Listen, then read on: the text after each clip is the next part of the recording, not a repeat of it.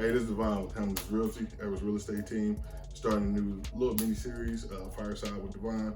To talk to you about real estate and questions you may have about the home buying process. Today I helped out some military clients, so we're gonna kick off with a segment called Military Mondays.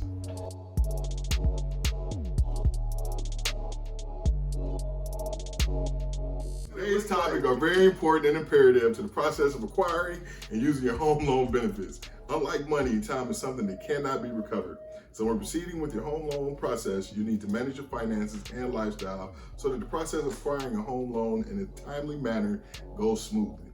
Small hiccups could lead to you having to wait longer or even losing that dream home to someone else who is better prepared to meet the requirements than you are. All right, guys, I know you may be somewhat anxious or concerned about what's going on in today's market, but it shouldn't stop you from furthering your real estate dreams or your real estate future, okay? The government has a lot of stimulus packages trying to boost the economy and whatnot, so right now is the time to buy. Shouldn't let any of this stuff stop you from pursuing your dreams, especially with housing and all of that of this nature, all right? So right now we're going to discuss 6 avoidable ways the loan approval process would and could be put on hold through poor actions and decision making. First off, don't change your job. Don't quit your job. Don't start a business. And if you can at all, avoid being at a job for too short of a time. All right? The more time you got on the job, the better it looks for a lender to approve your loan process. Most of the times with the military, that's not really a big deal because before you're applying for a loan, you got at least 6 months under your belt. So that's good for you guys in the military, but if you're talking to your family members or anything like that, be sure to pass that tip along. Length of employment is very important. So they're looking for at least a minimum of 6 months, like I said, and the longer the better.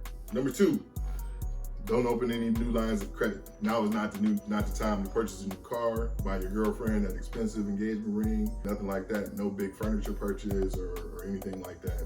Lines of credit, again, it puts pressure on the lender to scrutinize your file.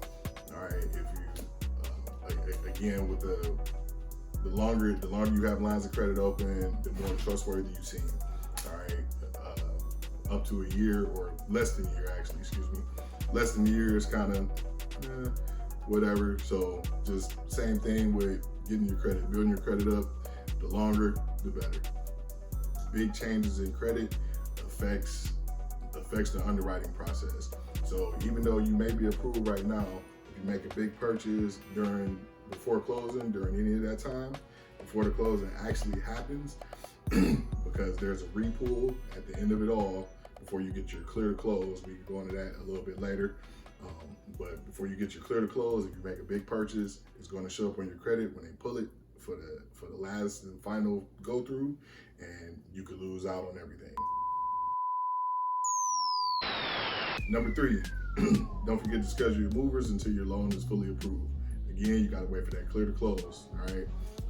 Scheduling them could be fine, but paying for them or anything like that, putting down a deposit or something like that, you want to make sure it's a refundable deposit just in case your clear to close does not go through.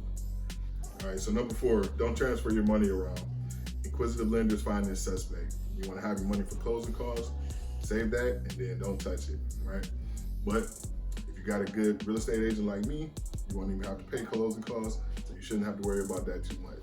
However, you do want to have a couple months of reserve payments for future mortgages in your bank account, just in case there's something janky going on with possibly the loan process. And like I said, stuff like that looks good to the lenders, so they'll be more amped to give you a loan. Number 5, don't fall behind on credit card payments, and also don't pay off your credit card debt. Not a lot of people know that. Not a lot of people will tell you that, but paying off your credit card debt I know it sounds good in everybody's mind, but it can actually hurt you a little bit. You want to hold that 30% debt to income ratio pretty much around there. So everything is paid off, you don't look like a real person. All right, finally, number 6, don't forget to mention your debts and your liabilities on your loan application. Honesty is the best policy. Triple check your application to make sure you include all debts.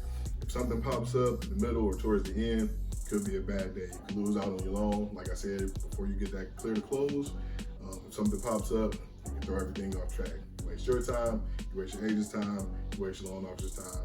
And it's like someone peed in everybody's Cheerios. So don't do that, and we'll be good. So that's all the information I got for today. If you got any questions, comments, or concerns, anything like that, you can call me at any time. Area code 757-214-3783, or you can email me at divinesales757homes@gmail.com. Thanks for joining. See you guys next time.